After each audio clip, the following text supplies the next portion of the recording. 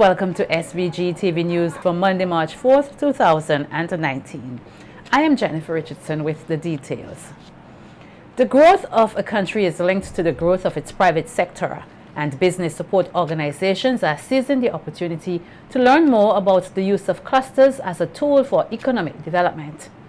This through a series of workshops being hosted by the Center for Enterprise Development and Compete Caribbean, focusing on promoting and developing clusters. Speaking at the opening of the first workshop today at Hotel Alexandrina, Minister of Finance and Economic Planning Camila Gonsalves said there are many opportunities for the private sector to capitalize on. He encouraged the participants to use the knowledge learned to assist with the development of the private sector. Point where a number of these small businesses, these micro enterprises, will either take advantage of these opportunities or they'll be replaced by regional players and regional competitors. So this is the moment in time that those small businessmen and women need your know-how and intervention and the training that Mr. Diaz will provide. So I think that your number is small, but the impact of what you will learn over the course of this study is absolutely great and really has transformative potential. So I want you to pay as much attention as you can, draw what lessons you can out of these presentations, and again, apply them to the local context. Mr. Diaz isn't going to tell you stories just because they're interesting stories. He's going to tell them to you because he believes they have lessons within them that we can apply to our local context. General Manager of the Center for Enterprise Development, CED, Felix Lewis, said small islands such as St. Vincent and the Grenadines face many challenges, and the creation of clusters can help address these challenges.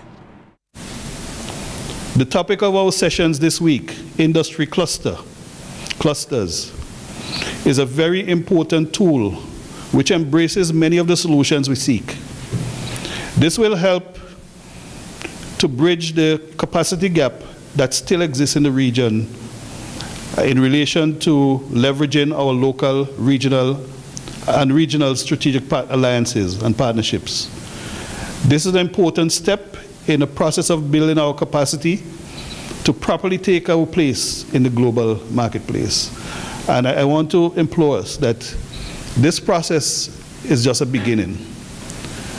We really won't have the benefit of it unless we actually go back to our respective stakeholder organizations and actually utilize the knowledge that we gain in this session. So I want us to make sure we absorb as much as possible the material that is going to be imparted during this week, and more importantly, that we actually implement what we have learned when we go to our respective organizations. Thank you, ladies and gentlemen. Operations and Finance Coordinator of Compete Caribbean, Russ Franklin, encouraged the participants to develop a cluster development plan which will encourage further support from his organization, Compete Caribbean. Something that is recognized internationally, right, Alvaro?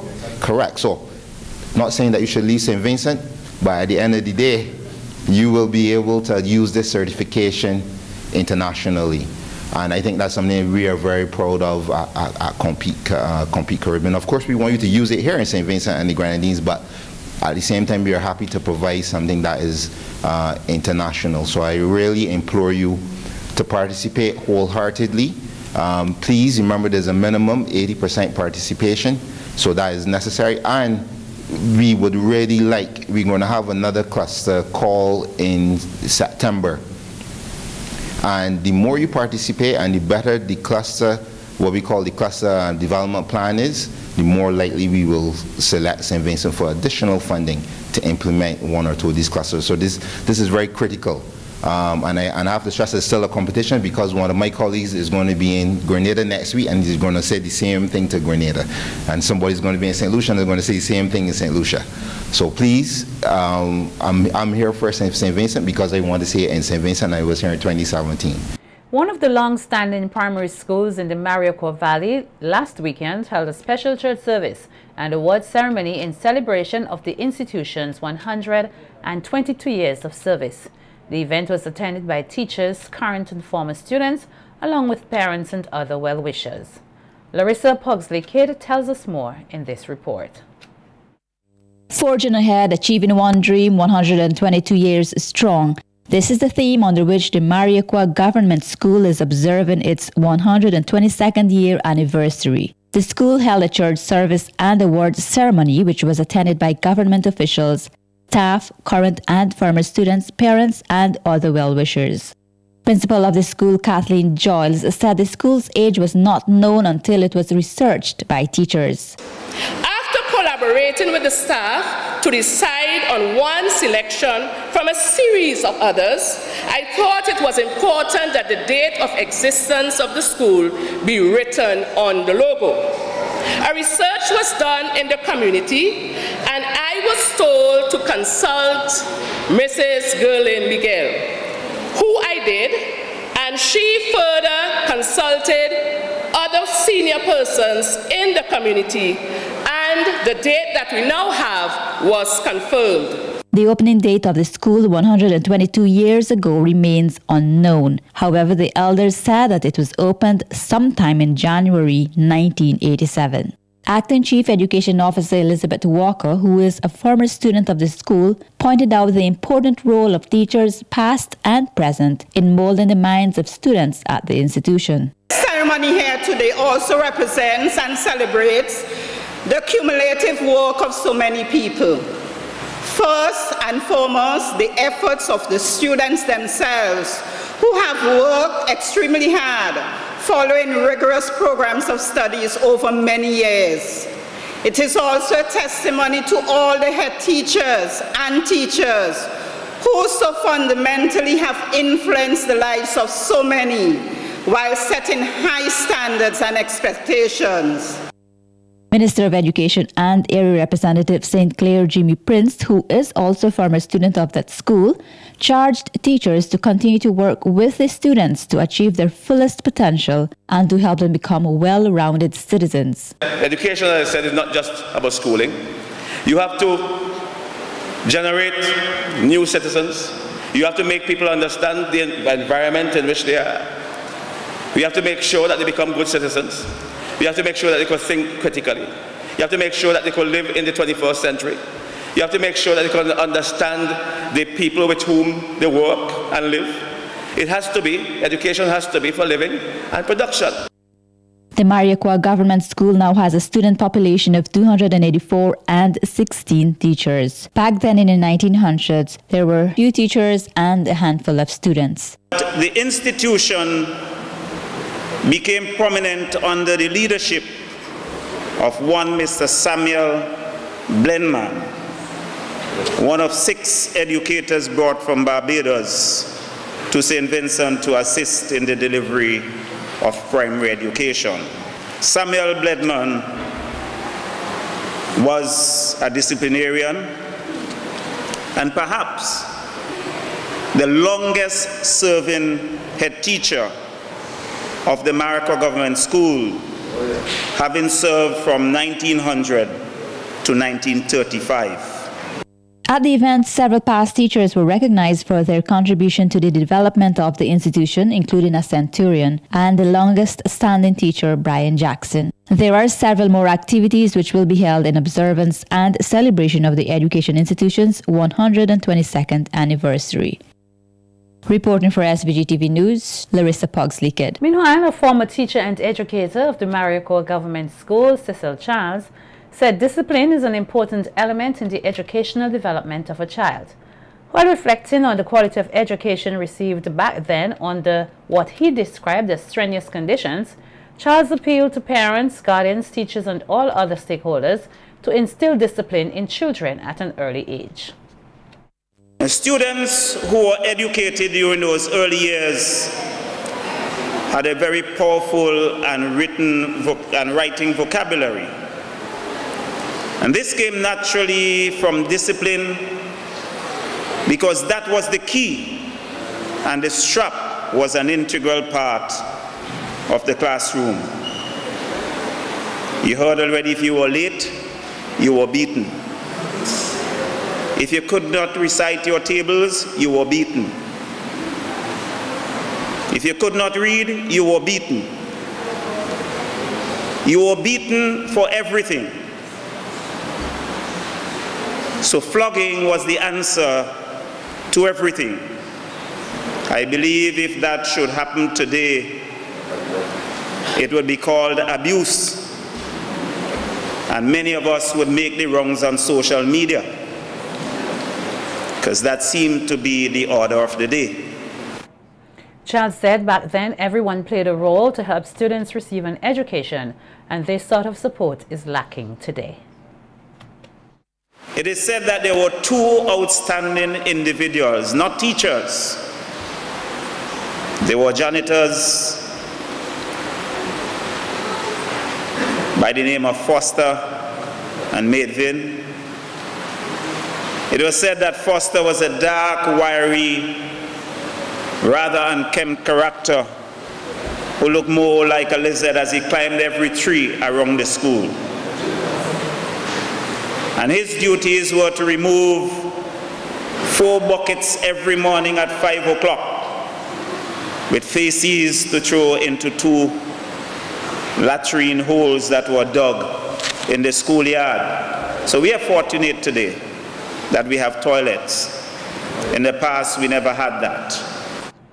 Minister of Education Sinclair Jimmy Prince told the gathering that some of the discipline instilled in students back then and considered as corporal punishment was too harsh and is now being abolished in several countries. It was the beginning, I think, of the end of a particular period where education meant licks. You got licks for late coming. You even got licks for coming too early. You got licks for talking out of turn. You got licks for almost everything. And there are some people who say today that it did well. They forgot some of the bad things that it did. How many children didn't go to school as a result of that? Today, we have removed corporal punishment from the school in the way it was. And I think that too is revolutionary. I don't see students running away from school as they used to in the past. The Kingstown Preparatory School today opened its new library. The opening of the library forms part of the school's 70th anniversary celebrations. Support for the library came from the non-profit organization Hands Across the Seas, along with the Mustig Charitable Foundation. 13 students were also awarded certificates for completing their training as student librarians and will work in the library alongside the school librarian Nicole Samuel. 2 representatives from the donor Dulari Malcolm Project, that's Dulari Malcolm, Project Director, Mustig Charitable Foundation, and Harriet Olinsky, co-founder of the Hands Across the Seas, did the cutting of the ribbon. Senior Education Officer Yvette Antwine thanked the representatives of the Hands Across the Sea and others who assisted with the library at the Kingstown Preparatory School. We are aware of the importance and the advantages that can be derived from having an equipped library at our schools. The library encourages curiosity, innovation, and problem solving. It is integral to the cultural and social life of the school. The school library is a central point for all kinds of reading, cultural activities, access to information, knowledge building, deep thinking, and lively discussion. And to the students here, Joy Cowley writes, a sanctuary, a mind of treasure, a house of maps to secret lives in secret worlds. According to her, the library became her home away from home, so her other home. We also must admit that though our government spends a huge amount of the national budget on education, it is impossible for them to do everything. So we encourage corporate citizens, organizations, and individuals to assist the schools, assist the nation's children, assist our children to be better citizens in the future. Project Director of the Mustig Charitable Foundation, Dulari Malcolm, encouraged the students to make reading one of their main priorities. To the boys, I like to focus on the boys because, as we all know, they're not avid readers like the girls. But believe me, they have books of adventure, you have Hardy Boys, mysteries. So I encourage the little men here today to ensure that you go to the library and see if you find something that's of interest. A library is going to enable you all to venture out into the world. When you read books, you're going to learn about different cultures, different places, different people. And I'm sure each of you here would like to know about new ideas. And this is what would help you later in life, to be able to think outside the box. So congratulations to the Kingston Proprietary on the opening of your library. And as I said, I encourage the children to go to the library and ensure that you read some of these interesting books. Representative of the Hands Across the Sea, Harriet Olinsky, said that they were happy to collaborate with the Kingston Preparatory School on its library project. Students, your job is to tell us what you need. Now, we all know you're going to love Goosebumps, and you're going to love Diary of a Wimpy Kid, and you're going to love Clifford, and you're going to love Rainbow Magic Fairies, and you're going to love the Princess books, and you're going to love Elroy Jakes, and Ellie Ultra, and Magic School Bus, and Magic Treehouse, okay, and all those adventure books, and A to Z Mysteries, and even Nancy Drew and Hardy Boys. But we need to know what else you like, right? So if you figure out that you do really like Percy Jackson and the Olympians, or you do really like Animorphs, and you need us to send you more Animorphs, or more 39 clues, we need to know that. So we urge you to make suggestions to your principal, to your librarians, to your teachers, and let us know what you'd like to see more of and read more of in your library. The Royal St. Vincent and the Grenadines Police Force is advising the general public to be on the alert for what it says is a developing trend where assailants are knocking on the house doors of persons pretending to be genuinely seeking assistance or a favor. The police say when the occupant opens the door, they are attacked or assaulted by the assailant. In light of this, the police are advising the general public to exercise caution whenever they hear a knocking on their door. Persons are being advised not to open the door unless you are doubly sure that the knocking is bona fide and you know the person who is knocking.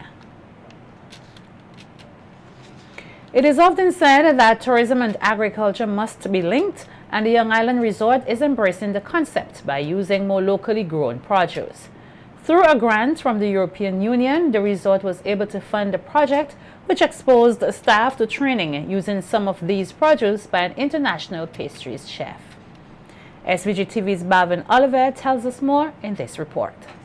From mango cheesecake, passion fruit cake to pinna cotta, local chefs have been exploring new ways to transform local fruits into pastries, pleasing both the eye and the taste. Manager at the Young Island Resort, Bianca Porter, said food is an important part of a visitor's stay in a country, and with training, persons in the hotel and tourism industry, particularly chefs, can help to make visitors' stay more memorable. Anyone who visits St. Vincent and the Grenadines is interested in sampling the food, and what has happened this week in terms of the pastry training is that the chef, I didn't actually say her name is Jennifer Lacan de Souza.